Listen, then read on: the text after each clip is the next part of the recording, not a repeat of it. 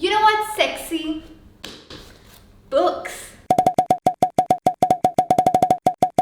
For all my fellow reading addicts, hold on, I have a serious problem to address here for the other side, the non-readers.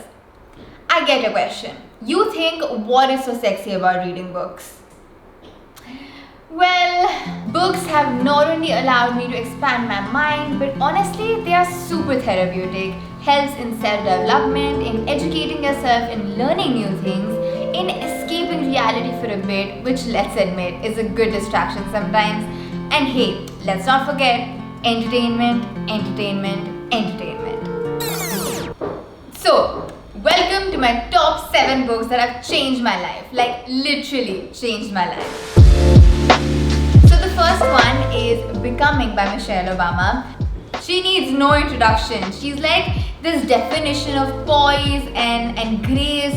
Honestly, before reading this one, I didn't know so many things about her. And now I'm just like, wow, this woman, she is so worthy of the position and the power she was in. So in this book, she talks about everything related to her life. So like from her childhood, her beginning youthful years as an attorney, her relationship with Barack, and even her discomfort for getting sucked into politics, to her becoming the first lady. So it's like a whole journey that you're going to live with her through this book. There's this one thing that she says in this book that just blew my mind.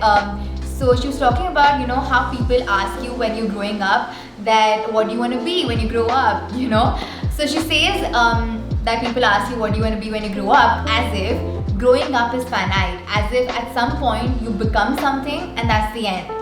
Like, that was just like such a wow factor for me. The preface of this book is like a book in itself. It's so complete. So why this book is in my list of books that have changed my life is because I don't think I've ever read about a woman who is so driven and has the ability to like focus on the bigger picture as much as Michelle Obama can. She has this amazing way of like never losing her mission, and everything she's working on is for her greater goal, which is about like increasing accessibility for minority populations, especially women. So she's like fighting the good fight, and through it all staying like grateful and grounded, which is the beauty of all of it. So yeah, I just had to include this one in my list. Number 2 is The Alchemist by Paulo Coelho. I don't know if I pronounced that correctly. Anyway, so this book is very popular and I'm sure you must have heard about it. It's actually written like a story, which makes it really easy and very interesting to actually read. And it's quite little, so it will not take you long to read this one. This book has a really meaningful lesson. In this one, there's this boy named Santiago who's traveling from his homeland country Spain to an Egyptian desert, and basically along the way he finds these people along with the alchemist who basically guide him in the direction of his quest. So it's kind of a journey of like self-discovery, if you want to put it in a nutshell. So this whole book is an allegory, which means that it is a story which has a lesson behind it to teach the reader. One of my really favorite quotes from this book is, wait, let me just read it out because I don't want to screw it up. It says, when you want something, all the universe conspires in helping you to achieve it. So this one is a very beautiful read, and yeah, on to the next one. Number 3 is The Magic of Thinking Big, which basically sums up what this book is about. This one I'm actually currently reading right now, but I couldn't miss out this one because of how amazing it is. I would say it's somewhat parallel to the concept of law of attraction and manifestation, but it isn't a law of attraction book. So something really strange happened with this book that hasn't happened with me ever before. So I just started like reading it, and I think I read like 4 or 5 pages. I just couldn't continue reading it without a notepad and like writing down all the quotes and the lines that just blew my mind. It's so beautifully written, and it's an old book. It was written I think in 1959, so it's not new, but it makes so much sense in today's time also.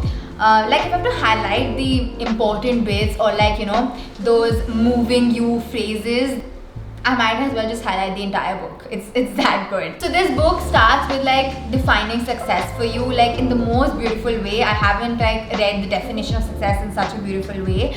And then it will literally engrave inside you that successful people are as ordinary as you and I, and you can get there. You just have to believe in yourself. Like, there are some amazing quotes in this book, like believe you can do it and the how to do it develops. Another one that I really like is action cures fear. When you want to achieve something but you doubt yourself, it's basically fear, right? So this book explains so beautifully that how you can overcome it, and the only way you can overcome it is by action. I cannot recommend it enough. Like, if you're looking for motivation and like fire within you, this one it is.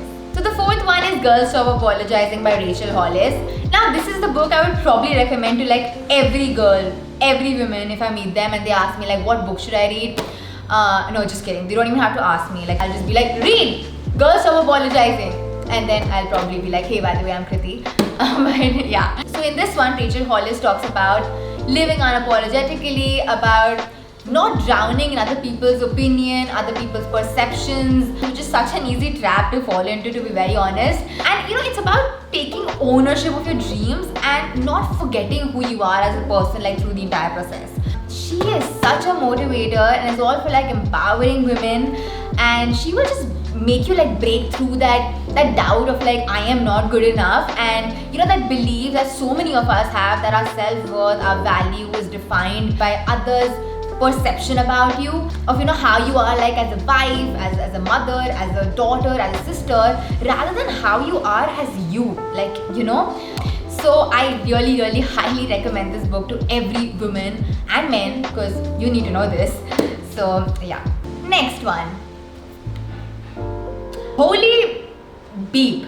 This book. This woman is a genius. This book is literally like a Bible if you're a creative soul. And if you're a YouTuber, then this book might turn into your favorite book of your lifetime. Now that being said, it's not like since she's a YouTuber and since I said that this book might turn into your favorite book if you're a YouTuber, that doesn't mean that it's not for others, okay? Believe me when I say this, the things that she has written in every chapter, the lessons that she has imparted, I haven't heard anywhere.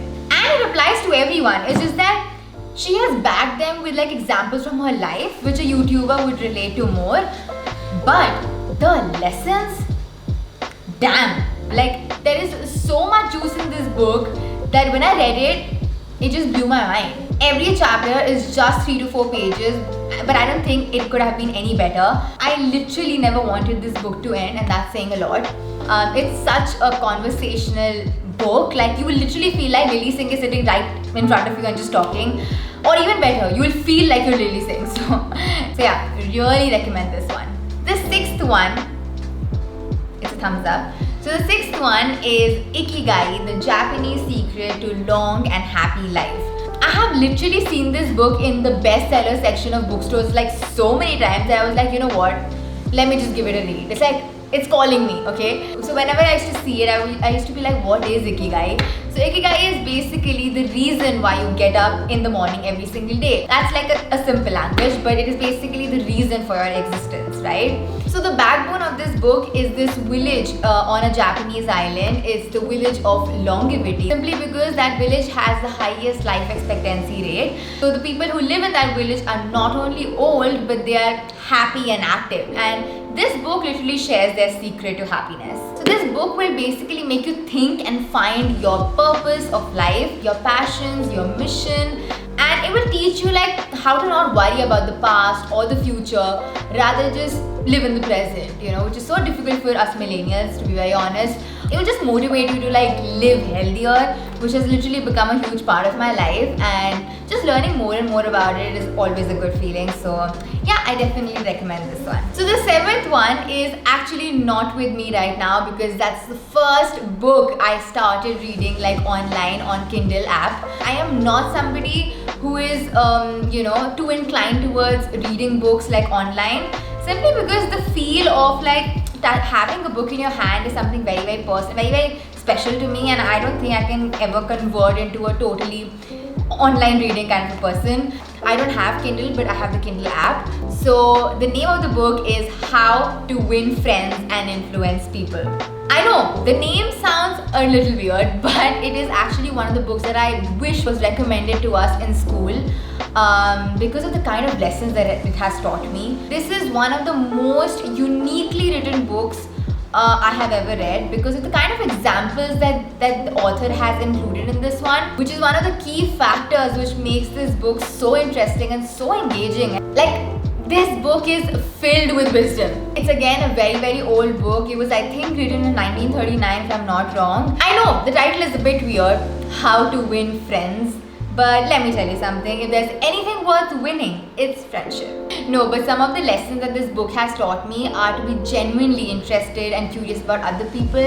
Talk to them in terms of what they want, what they are interested in, what are their dreams, rather than just ranting about your own self. And just ask them questions, give appreciation, like genuine, honest appreciation. Another important lesson that I learned from this book is to not criticize or complain. And I know these things take a while to like really understand and apply them into your lifestyle, but believe me when I say this, I have literally written them down and pasted them in my room, like literally in front of me, and that's how important they are. So yeah, highly recommend this book. It's a classic kind. Yes, I am really into self-help and self-development books lately. So these are the books that I would highly recommend. Anyway, let me know if you guys want a part 2 of this books I would recommend series. I would love to shoot one more because there are so many books that I love. And yeah, I hope you guys liked watching this video and found some book recommendations from this one. If you have any books that you have read and I have not mentioned in this video, then please don't forget to put it in the comment section below. I would love to read them. And yeah, like this video, give it a big thumbs up if you like watching it, share it with your family and friends, and please do subscribe. If not, I kind of get it, but I would really like it if you subscribe, you know, it would really make me happy. I'm just saying. Anyway, I love you guys so much. Thank you so much for watching till the end, and yeah, I'm gonna see you guys in my next video. Bye. Peace out. Ow. You know what's sexy? Books. Number 6 is Ikigai. Is the Japanese